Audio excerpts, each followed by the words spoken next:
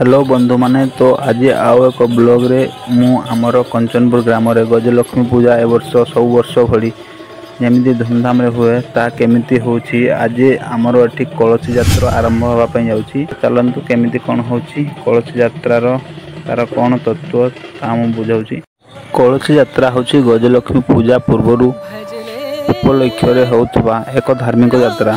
एही यात्रा गाँ बा शहर महिला माने मंदिर बा घर कलश पानी पूर्ण पितल बा कुंभ उठाई लक्ष्मी देवी नाम संगीत भजन और नृत्य सहित यात्रा करती। कलसी यात्रा केवल एक धार्मिक कार्यानुष्ठान नुह, यह होची ओडिया संस्कृति एकता और भक्तिर उत्सव।